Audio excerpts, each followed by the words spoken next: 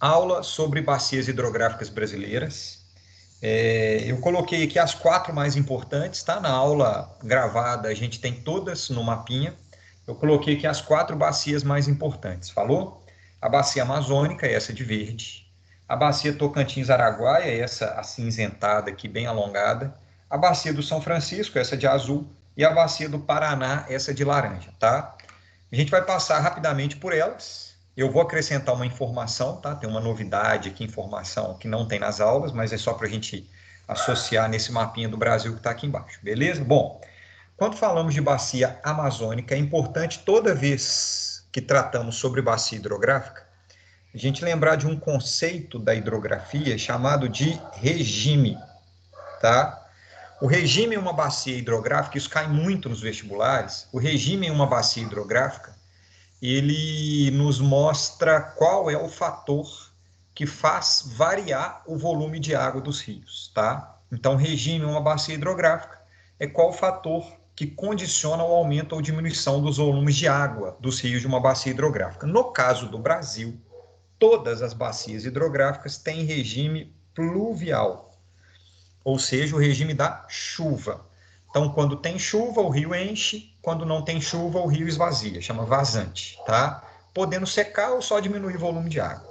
A bacia amazônica ela é a única no Brasil que tem o regime nival, beleza? Que é regime de neve.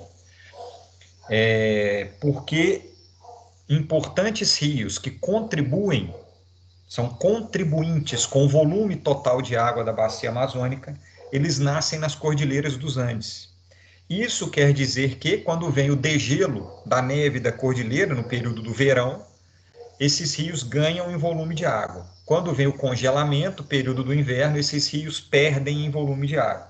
Então, é a única bacia hidrográfica brasileira que tem um chamado regime misto, regime pluvial e regime nival. Todas as outras, tirando a amazônica, só tem regime pluvial, beleza? A gente vai ter rios predominantemente, no caso da bacia amazônica, de planície e depressão.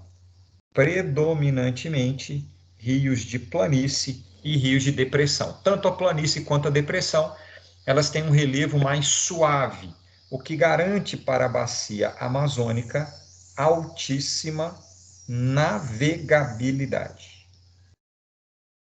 Beleza? É a bacia mais navegável do país. Tanto é que, em termos de volume de navios e circulação de mercadorias, a bacia amazônica é a mais importante bacia não, gente. Na bacia amazônica a gente tem a mais importante hidrovia do país, tá? Chamada de hidrovia amazônica ou hidrovia do Rio Amazonas, beleza? Em função dessa navegabilidade, rios com grande volume de água, um clima muito chuvoso, e rios de depressão e de planície, um relevo mais suave, garantem a navegabilidade. Essa bacia hidrográfica, a bacia amazônica, guardem isso agora, tá? Eu já falei em vários outros momentos isso. Ela é a chamada nova fronteira, ou seja, nova área de ocupação energética do Brasil. Beleza? É a nova fronteira energética do Brasil.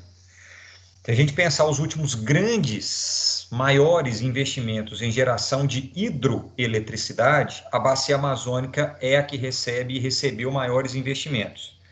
Nós temos só na bacia amazônica 3 grandes hidrelétricas construídas. Isso eu estou falando, gente, do governo Lula para cá, tá? Só para vocês terem uma ideia que é um processo extremamente recente. Estamos falando aí, arredondando os últimos 20 anos, tá? O que vai acontecer nessa nova fronteira energética? Nós temos a hidrelétrica de Jirau, hidrelétrica de Santo Antônio, as duas no Rio Madeira, beleza? Rio Madeira, que nasce na Bolívia e corta pelo estado de Rondônia e entra na Amazônia, e a hidrelétrica de Belo Monte, beleza? Uma hidrelétrica extremamente polêmica, construída no rio Xingu, que é um dos rios afluentes mais importantes do rio Amazonas. Tranquilo? No caso da hidrelétrica de Belo Monte, a gente tem vários questionamentos que envolvem essa hidrelétrica. Tem o questionamento ambiental, do desmatamento, das áreas alagadas para a construção da hidrelétrica, o questionamento social das populações indígenas, que são movimentadas em função da construção dessa hidrelétrica, tá? Nós temos um questionamento com relação à necessidade de deslocamento de pessoas, tanto indígenas quanto pequenos proprietários rurais na região. Tem um questionamento do crescimento de Altamira, que é a cidade próxima a Belo Monte, sem ser um crescimento demográfico sustentável, que hoje, com a hidrelétrica praticamente pronta e a obra encerrando, a população de Altamira cresceu muito, e hoje sem emprego, porque a hidrelétrica não está empregando tanto na construção civil, violência cresce, os problemas sociais crescem, então a hidrelétrica de Belo Monte ela tem muitos questionamentos. Porém, em termos de geração de energia, Giral, Santo Antônio e Belo Monte crescem a geração de energia da região norte. E nós temos um problema nessa bacia hidrográfica, que é o problema da falta de saneamento.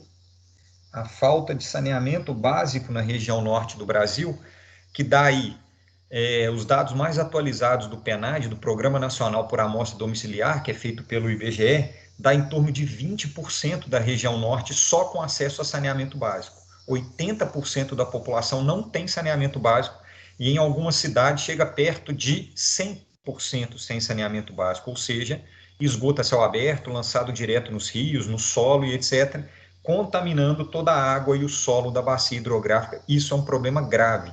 Tanto é que a região norte do Brasil, ela tem alguns problemas que o resto do Brasil quase não enfrenta mais, que é, por exemplo, cólera. No norte do Brasil, doença cólera ainda existe, e existe mata, que é o consumo de água contaminada por esgoto. Enquanto no restante do Brasil, essa doença praticamente foi erradicada em função do saneamento básico. Na região norte é uma doença que ainda acontece, tá? Falta de saneamento básico importante nessa bacia hidrográfica. Alguma dúvida, gente? Beleza? Então tá bom. Quando a gente parte, ainda na região norte e parte do centro-oeste, para a bacia Tocantins-Araguaia. A bacia Tocantins-Araguaia, ela é fundamental para o Brasil em função da hidrovia Tocantins-Araguaia.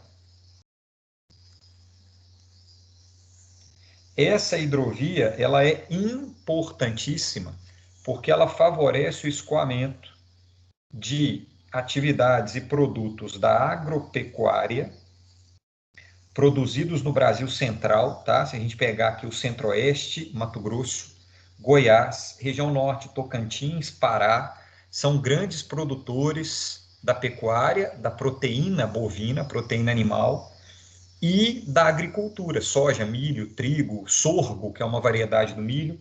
Então, o escoamento da agropecuária, tá? Por hidrovia. E o escoamento da mineração, do minério, principalmente o minério da região de Carajás, tá? Que aí usa também a ferrovia Grande Carajás para escoar esse minério. Então, essa hidrovia Tocantins-Araguaia, ela é o aspecto mais importante da bacia hidrográfica Tocantins-Araguaia. Os vestibulares cobram e cobram muito. Só que eles cobram uma contradição presente nessa bacia hidrográfica, que é o seguinte: a gente tem uma hidrografia favorável, rios de depressão e planície. Essa bacia hidrográfica ela vai desaguar na cidade de Belém, então o Porto de Belém acaba sendo muito utilizado nesse escoamento por meio dessa hidrovia. Só que cria-se uma contradição.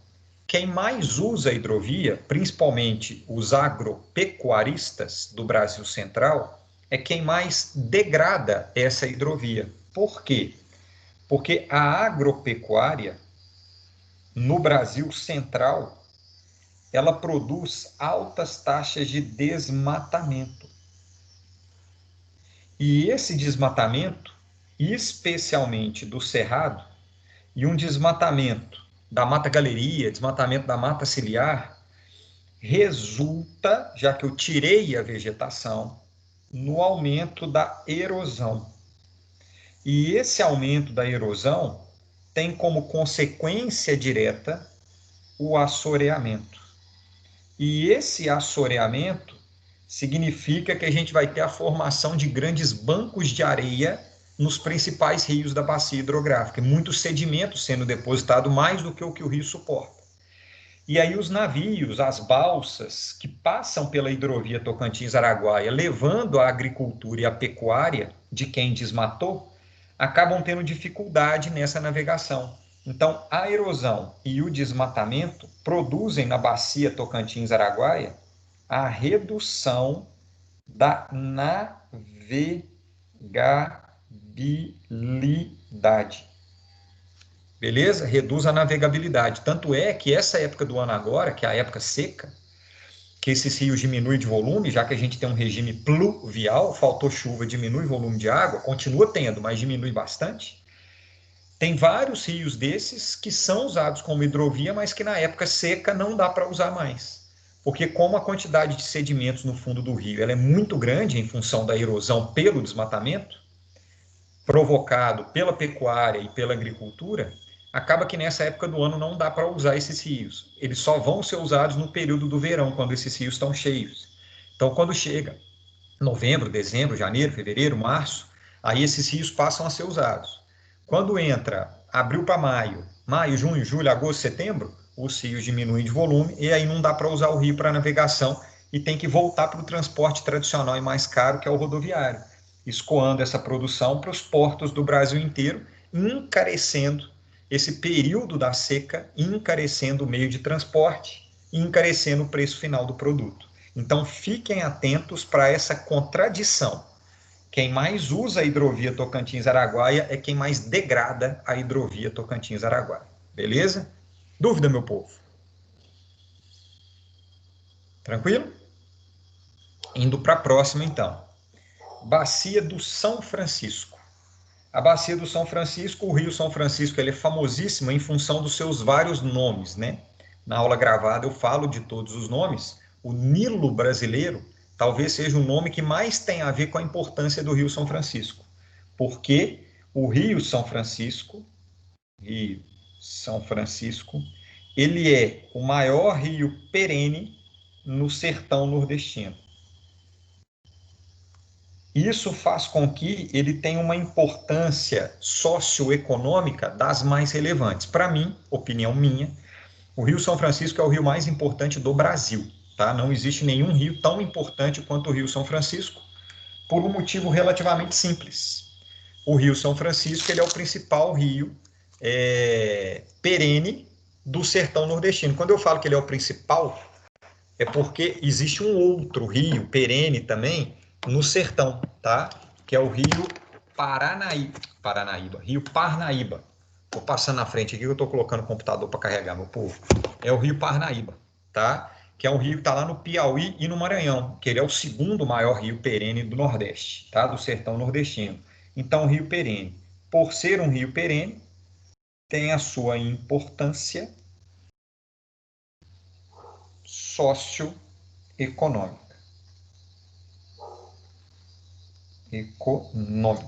Beleza? Importância socioeconômica. Aspecto importante desse rio, e especialmente para os vestibulares regionais. Quando eu falo vestibular regional, estou tirando o Enem agora, e falando de algumas faculdades que ainda têm vestibular em Minas Gerais, na Bahia, tem gente que faz vestibular na Bahia, não sei se é o caso de vocês, que tem importantes faculdades lá também, que é o seguinte: Belo Horizonte é a maior cidade da bacia hidrográfica do Rio São Francisco. E Belo Horizonte ela está localizada no alto curso. Beleza? Ela está localizada na parte mais alta da bacia. Belo Horizonte ela é banhada nesse alto curso por um dos rios mais... Belo Horizonte não, a região metropolitana de Belo Horizonte é banhada pelo mais importante afluente do Rio São Francisco, que é o Rio das Velhas. O Rio das Velhas é o maior afluente do Rio São Francisco. E o Rio das Velhas, ele corre na região metropolitana de Belo Horizonte. Ele corre na região de Rio Acima, de Nova Lima, Honório Bicalho, Sabará, e ele deságua no Rio São Francisco, na cidade de Paraupeba, tá? E aí ele deságua lá no Rio São Francisco, centro-norte de Minas. E Belo Horizonte, por exemplo, tem o principal rio da cidade de Belo Horizonte, que é o Rio Arrudas, que deságua no Rio das Velhas. Então, tudo que é água que está em Belo Horizonte, região metropolitana, acaba chegando em algum momento no Rio São Francisco. Por isso, a gente tem um problema de contaminação. Saneamento básico que não é adequado, principalmente o tratamento de esgoto, e a gente vai ter contaminação da bacia hidrográfica. Beleza? Então fiquem atentos, porque como Belo Horizonte está no alto curso, bem no começo da bacia hidrográfica, tudo que a gente joga na água vai parar no Rio São Francisco. Então nós temos papel fundamental, nós de Belo Horizonte, região metropolitana, temos papel fundamental na manutenção do equilíbrio da bacia hidrográfica. Aí eu faço uma observação, inclusive, que está no simulado. Esse caso de Belo Horizonte na bacia do São Francisco, ele demonstra para a gente o tanto que é difícil administrar água, do ponto de vista da qualidade. Porque o Rio São Francisco, ele nasce em Minas Gerais, ele passa pela Bahia, Pernambuco, Alagoas e Sergipe. São 5 estados. Então ele corre tudo isso. Quando ele passa esses 5 estados e algum deles acaba contaminando a água, por exemplo, Belo Horizonte, Minas Gerais, contamina a água da bacia hidrográfica inteira. Por isso, a gestão dos recursos hídricos, ela deve ser o que a gente chama de multidisciplinar, várias disciplinas e profissionais, e coparticipativa, ou uma cogestão, tá? Não é congestão de passar mal, não, é cogestão, uma gestão compartilhada dos recursos hídricos. Porque não adianta, por exemplo, lá na Bahia, os caras investirem em saneamento básico, se Minas Gerais não investir e contaminar a água inteira. Então, toda bacia hidrográfica, ela tem um aspecto importantíssimo, que é a necessidade de uma gestão compartilhada dos recursos entre municípios, que são banhados por uma bacia hidrográfica, ou entre estados, no caso do Rio São Francisco, mais de um estado, por onde essa bacia hidrográfica vai passar. Essa contaminação, então, ela mostra para a gente a necessidade da gestão compartilhada do recurso hídrico. Por isso, gente, isso é uma das justificativas. As águas, elas não pertencem nem ao município, nem ao estado, nem ao proprietário da terra. A água no Brasil é um bem comum que pertence à União, ou seja, ao governo federal, tá? E o principal motivo da Constituição prever isso, a água é um bem comum, portanto, pertence ao governo federal, toda a água no Brasil pertence à gestão ao governo federal. A ideia é essa, é você criar a partir do governo federal essa gestão compartilhada, tá? Em alguns casos funciona, em muitos casos não funciona, tá? Isso não é privilégio do Brasil não, tá, gente? É no mundo inteiro. A geopolítica da água, essa busca por gestão compartilhada é uma realidade mundial, tá? Não é só brasileira. Além disso, para terminar a bacia do São Francisco, a gente tem a transposição, tá? A transposição do São Francisco, é importante sempre lembrar o conceito, transpor não é desviar, transpor é, no nosso caso aqui, é integrar bacias hidrográficas ou vencer um obstáculo. E essa ideia da transposição do Rio São Francisco, ela começa em 2007 e praticamente finalizada no ano de 2018, em termos de obras, tá?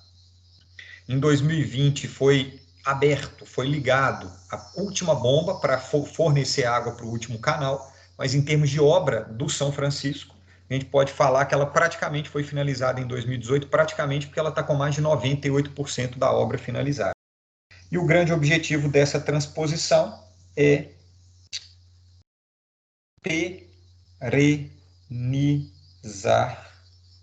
rios temporários no Nordeste, ou intermitentes, beleza? Levar água de um rio perene. Dúvida, pessoal, na bacia do São Francisco? Bruno, Fala. essa contaminação que acontece lá no alto do rio, no Uhum. alto curso, ela é a jusante? Ela vai contaminar a jusante, exatamente. Ah, tá. Obrigada. De nada, que ela contamina no sentido do fluxo da água, né? O sentido do fluxo jusante, tá? Toda contaminação, gente, toda, tá? Sem exceção nenhuma. Quando fala de água, né, claro, toda contaminação vai ser a jusante. Não tem contaminação a montante, tá? Exatamente por causa do fluxo da água. Não tem como eu jogar um produto para contaminar uma água aqui. A água corre no sentido da tela do computador, por exemplo, olhando para vocês aí, a água está saindo de mim, indo para vocês, não tem como eu jogar um produto e a água contaminar para trás, contrário ao fluxo da água. Então, toda contaminação, seja rejeito de minério, seja contaminação por esgoto, por agrotóxico, por fertilizante, sempre vai ser uma contaminação jusante, beleza? Bacia do Rio Paraná, para mim, uma das mais simples. Ô, Oi, Bruno, fala, desculpa. a transposição do Rio São Francisco, ela acontece em qual parte do curso? No médio curso, tá? A Mas transposição aí é médio para baixo ou para alto? Eu lembro que teve até uma questão de simulado que eu não sabia. médio baixo. Beleza. O médio alto é só em Minas Gerais, tá? Médio alto é só, e mesmo assim é um pedaço de Minas, não é Minas Gerais inteiro não. Então, médio alto curso do São Francisco é Minas Gerais.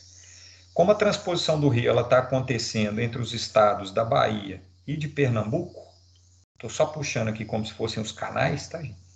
Sem precisão nenhuma aqui, mas só para entender, como a transposição ela está acontecendo próximo da Bahia e de Pernambuco, a gente já está falando do médio-baixo curso. Médio-alto é Bahia-Minas, médio-baixo é Bahia-Pernambuco, Sergipe e Alagoas. Beleza? Bacia do Paraná, pessoal, bacia muito simples, é a bacia predominantemente em Planalto, então a gente está falando de rios de Planalto. Se os rios são de Planalto, automaticamente alta capacidade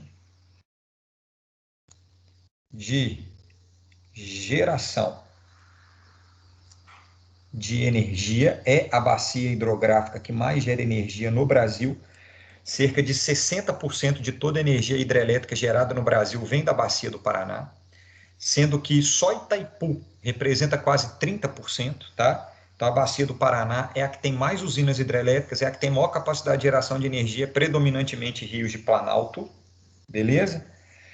É uma bacia importante que, apesar de ser de Planalto, ela também tem uma hidrovia, que é a hidrovia Tietê-Paraná, muito utilizada historicamente para escoamento de produção industrial, especialmente de São Paulo, e conexão com o restante da América do Sul, né? Conexão com o Mercosul, com a Argentina, Uruguai, Paraguai. Teve papel fundamental na criação desse bloco econômico, a existência dessa hidrovia.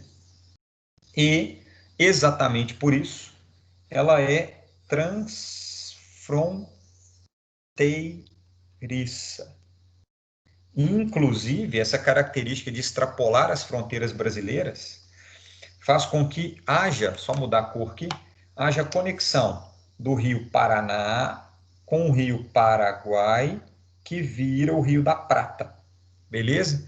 Então a gente tem dois rios, Paraná, Paraguai, os dois rios estão e nascem no Brasil, saem do Brasil, viram o Rio da Prata, que deságua no Oceano Atlântico. Então a bacia do Paraná ela tem uma saída para o Oceano Atlântico, que é o Rio da Prata ou a Bacia do Prata. A Bacia do Paraná em si, ela não chega no Oceano Atlântico, ela muda de nome, tá? É só uma questão de mudança de nome, porque a água é uma coisa só. Então ela é transfronteiriça. Imagina, se eu falei da gestão dos recursos hídricos aqui compartilhadas, quando é um país já é difícil, que é o exemplo da Bacia do São Francisco. Quando é dentro do país, tá? Quando a gente tem mais de um país, gente, a gestão desses recursos hídricos ela fica quase impossível. A Europa, por exemplo, ela luta realmente assim na raça para tentar fazer gestão de recursos hídricos no continente, porque quase todos os rios na Europa, eles cortam mais de um país, pelo menos os mais importantes rios europeus, eles vão passar por mais de um país. E isso é um problema, porque cada país tem uma gestão própria, tem uma constituição própria, tem uma fiscalização própria, então isso é muito difícil. E aí criar uma lei meio que conjunta, uma regra, quando de um continente, por exemplo, quando a gente tem recursos hídricos, isso é muito importante e ao mesmo tempo muito difícil, tá? E essa ideia de ser transfronteiriço na bacia do Paraná ainda tem um agravante, que é o aquífero Guarani. Beleza? Que é um aquífero transfronteiriço e que está na bacia do Paraná, porque o aquífero faz parte da bacia hidrográfica. Ele está na bacia do Paraná. E ele faz parte aí, ele está em 4 países, né? Brasil, Argentina, Uruguai e Paraguai. O que cria na bacia do Paraná um outro aspecto geopolítico importante. Além da conexão com os países da América do Sul, a gente tem essa questão do Mercosul e tal, a gente tem também uma questão geopolítica aí envolvendo o aquífero Guarani. Beleza? Dúvida, pessoal? Que agora eu vou acrescentar uma informação que é muito rapidinho. Ficou tranquilo? Repara o que eu fiz aqui, tá? Nas aulas gravadas isso eu não fiz, eu deixei para fazer agora na aula da revisão. Igual eu sempre deixo uns detalhezinhos para a aula da revisão, porque a aula ao vivo ela é sempre importante para a gente fazer esses detalhes e tirar as dúvidas. Repara o seguinte, eu falei aqui das 4 mais importantes bacias hidrográficas, Amazônica, Tocantins, Araguaia, São Francisco e Paraná. Eu coloquei aqui nesse mapinha do Brasil 3, tá? Dessas 4. Não tem a bacia amazônica. Tocantins e Araguaia, São Francisco e Bacia do Paraná. Por que eu coloquei essas 3? Porque se a gente fizer uma marcação aqui, ó, repara o que eu fiz, tá? Eu fiz uma bolinha aqui, um círculo. Se a gente fizer uma marcação englobando as nascentes dessas principais bacias hidrográficas, nascente do Rio São Francisco, as nascentes do Rio Paraná, que é o Rio Grande e o Rio Paranaíba, e as nascentes do rio Araguaia e Tocantins, vocês vão perceber que tudo isso daqui está no Brasil central. Beleza? Ou seja, das 4 maiores, sem contar as outras menores, que isso também acontece. Das 4 maiores, 3 bacias hidrográficas, as nascentes dessas 3 importantes bacias hidrográficas estão localizadas no Brasil central. E quando a gente fala Brasil central, pessoal, estamos falando aqui de Minas Gerais, estamos falando de Goiás, estamos falando de Tocantins, de parte da Bahia, é o meizinho, é o núcleo do Brasil. Esse Brasil central é dominado pelo Cerrado, beleza? Bioma Cerrado, sendo que a gente tem um destaque desse Brasil central para Minas Gerais. Porque as nascentes da bacia do São Francisco e da bacia do Paraná, então das 4 mais importantes, as nascentes de 2, estão em Minas Gerais, a do São Francisco e a do Rio Paraná, que estão na área de Cerrado.